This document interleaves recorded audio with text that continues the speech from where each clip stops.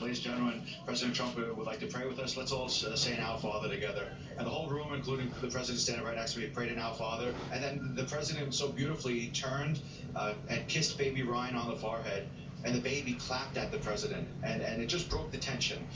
It was just such a beautiful, human, simple moment that meant so much to the family and so much to the people in that room.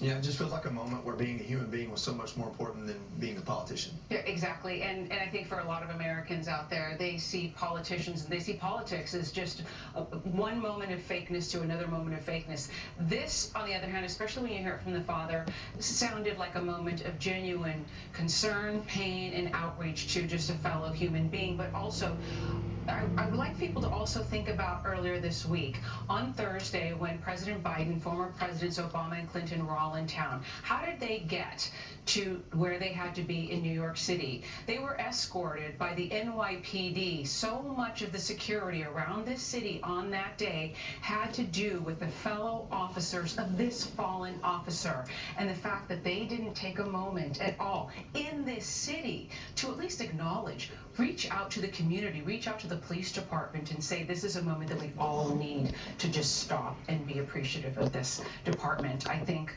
is not lost on a lot of people out there. That's such a good point. You know, Alicia, Trump wasn't invited by the family, but they specifically said they didn't want certain politicians. And basically, I think the message essentially was politicians who contributed to these policies that this family blames, they didn't want there.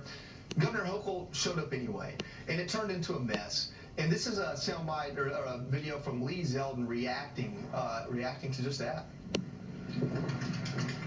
How completely out of touch and disrespectful. It's about them when you make that kind of request. It really should be about the family. They can speak whoever they want to have speak, and if you aren't invited to provide remarks, then you don't try to push your way into it. And it's important for these politicians to ask themselves why. The people who are in charge, these elected officials, aren't actually making life in New York any better. So now you confront that problem with the raw emotion of a family who just lost their loved one, and the last thing in the world that they want are any of these Democratic politicians to try to grandstand selflessly for their own good. Well, I'm so glad Brian was there. It was beautiful to see so many people come together to honor Jonathan Diller. I just want to reiterate before I get to Kathy Hochul, because I will get to her, what Stephanie Diller said. It just makes me cry when she said, "When the gates of heaven open for me, I hope I will see Jonathan standing there, looking at me like he did on our wedding day." I mean, can you imagine losing your husband at 31? He's 31 years old. It just that just gets my heart. Kathy Hochul. I don't blame the family for not wanting Attorney General Letitia James and Governor Kathy Hochul to speak at the funeral. They do have blood on their hands. They are responsible for this culture of impunity for these criminals. They champion bail reform. I mean, even Eric Adams and the former NYPD police commissioner had said in 2022, which was 2 years after bail reform, they talked about how there were 10 criminals combined who arrested 485 times.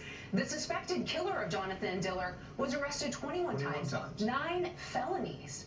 So they are directly responsible for this kind of culture of impunity where criminals walk the streets and feel free to shoot police officers who honorably and fearlessly and selflessly put their lives on the line for their community. So, you know, shame on every Democrat. I pray that we make some changes in this country because this did not have to happen. And that's the part there. It didn't have to happen. All right, you can watch Brian Kilmeade's full interview with President Trump tonight on One Nation at 9 p.m. We have a jam-packed